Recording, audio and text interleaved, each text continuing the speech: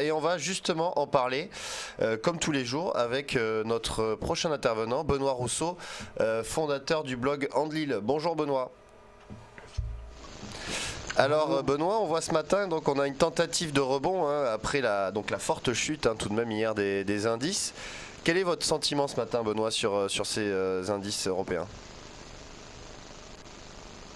Eh ben que l'on rebondit bien, en se mettant sur des niveaux symboliques, ça a vraiment super bien rebondi. Ça a été une très bonne matinée pour les scalpers. Et on est là, on est dans une phase d'accélération actuellement. Là, on le voit en ce moment sur le DAX 30 là, en direct. On est en train d'accélérer. On va sûrement essayer d'aller chercher le point pivot. Là, on a une succession de bougies en 1 minute. Qui marche pas mal là. Donc on a peut-être un objectif d'aller chercher le point pivot d'ici midi à peu près. Mais bon, ça a pas mal marché. On a eu des configurations intéressantes. Si vous voulez, je peux vous en montrer une. Allez-y, montrez-nous. Sur le DAX par exemple. Ouais. Vraiment une configuration intéressante sur le DAX, c'était ce matin, là, juste à l'ouverture, entre 9h et 9h40 à peu près. Vous voyez, on a vraiment une configuration typique où on a le point pivot journalier qui permet de rebondir et on se retrouve avec une barrière qui est les fameux 9900, un niveau symbolique. Et donc là, ça a été un régal pour les scalpers là, pendant 40 minutes. Je vous en parle parce que je suis encore un petit peu ému par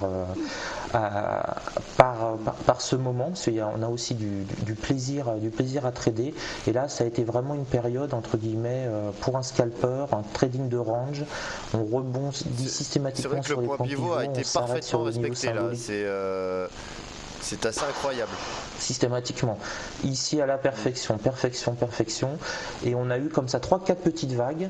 Et là, ça a vraiment été le paradis du scalper. C'était vraiment super intéressant. Je voulais revenir un petit peu sur la séance d'hier, puisque hier, quand c'était eu, on était déjà mal orienté. On était au-dessus des 9900 points sur le DAX, et on a eu hier tout de même une forte baisse, plus de 100 points dans l'après-midi. Donc est-ce que vous avez pu profiter vous de cette baisse d'hier ? Alors, si j'ai pu énormément profiter de cette petite période de 40 minutes, sur la baisse d'hier, j'ai pas gagné énormément de points. Pour vous donner un ordre d'idée, je vais parler en points par lot et pas en nombre de lots que j'utilise. Hier, j'ai dû gagner une dizaine de points l'après-midi, et là, ce matin, j'ai gagné en une demi-heure une vingtaine de points.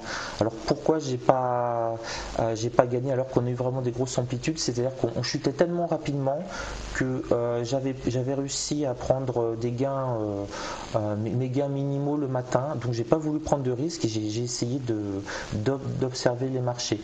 Là, c'est un petit peu si vous voulez ma technique. Généralement, je fais mes points le matin, dans 80% des cas à peu près, et l'après-midi, j'attends vraiment une belle opportunité pour pas entre guillemets perdre ce que j'ai pu acquérir.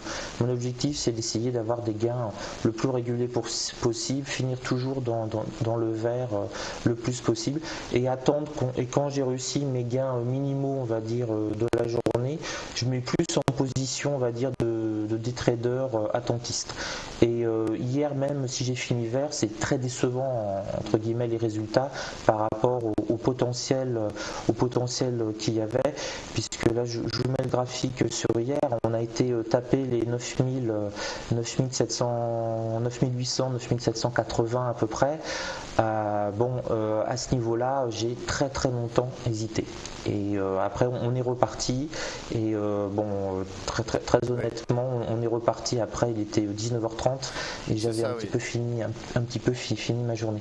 Mais là, j'ai vraiment hésité en fait à rentrer sur le marché, parce que j'avais ma S2 hebdomadaire qui était à 9240.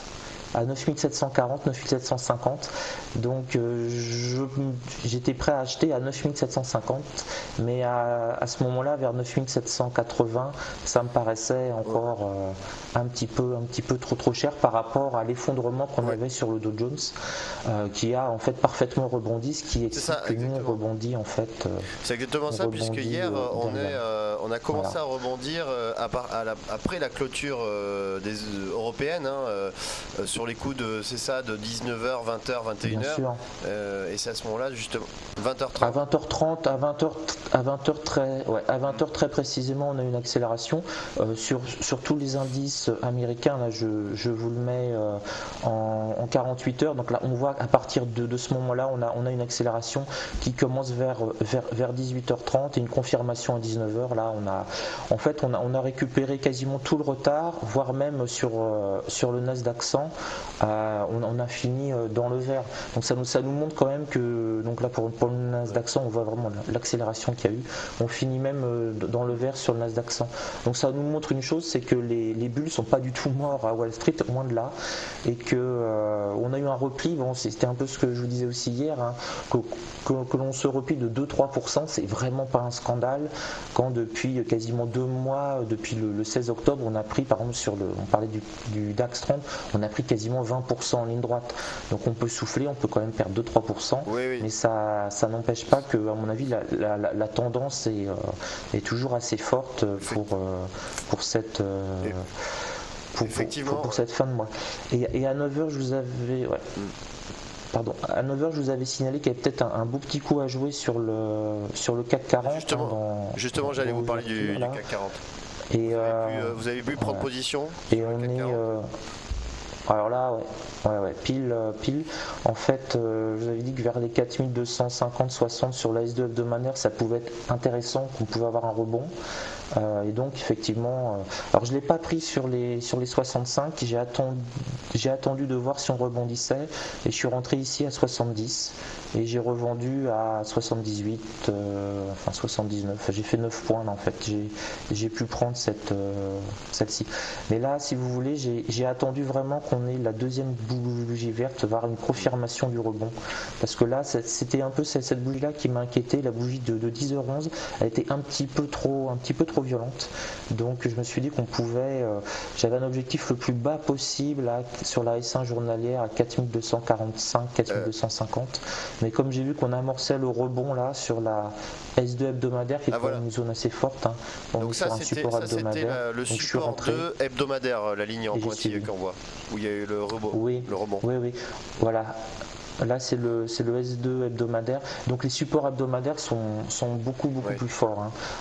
Bien sûr que les supports journaliers, la probabilité d'avoir un rebond avec une amplitude supérieure est plus importante. Et ce qui peut nous bloquer pour la progression du CAC 40, si on continue à monter un peu cet après-midi, c'est cette barrière-là en fait. On a le pivot journalier à 4307 qui correspond comme par hasard au plus haut du jour, et on a en plus un pivot mensuel qui tourne aux alentours de 4302. Donc les 4300 vont être peut-être un petit peu compliqués à passer, ça risque d'hésiter, de redescendre un petit peu de 5-10 points avant peut-être de se relancer. Donc vous voyez un peu en bourse, c'est vraiment une histoire on voit qu'il y a un rythme en fait quelque part. À l'ouverture on a monté, on a été tapé quasiment le point pivot journalier, on a commencé à douter, d'autant plus qu'on arrivait sur les 17 800 points simultanément sur le Dow Jones Future. Et alors ça c'est aussi une technique, je regarde beaucoup aussi où sont les supports et les résistances des indices futurs américains, et souvent quand on voit par exemple qu'ici le CAC 40 a stagné et on a exactement la même chose sur le DAX 30 qui stagne sur les 9900 qui hésitent, ça correspond très précisément aux 17 800 points qui sont vraiment un support majeur sur Wall Street en ce moment. Ce qui montre donc, sur la même période, sur la même période, vous voyez là on a Wall Street, donc c'est les futurs, c'est des prévisions. Sur futurs, on stagne, on a du mal on est sur les 17 800. vous voyez, et ça correspond exactement à la même stagnation qu'on a eue sur le DAX à ce moment-là, et ça correspond à la petite stagnation aussi du CAC 40. Donc ça, c'est des moments assez sympathiques, c'est quand on a plusieurs indices qui sont vraiment synchronisés. Dès qu'on en voit un indice américain qui baisse, ouais, c'est ce qui montre la grande corrélation entre les indices mondiaux et notamment les indices américains et les indices européens. Merci Benoît pour toutes ces analyses et ces informations sur la DAX 30 et le CAC 40 notamment. On vous retrouve demain comme tous les jours à 10h38. À demain Benoît. Avec grand plaisir. On va marquer une page de publicité. On se retrouve tout de suite avec notre prochain intervenant, David Furcage. A tout de suite.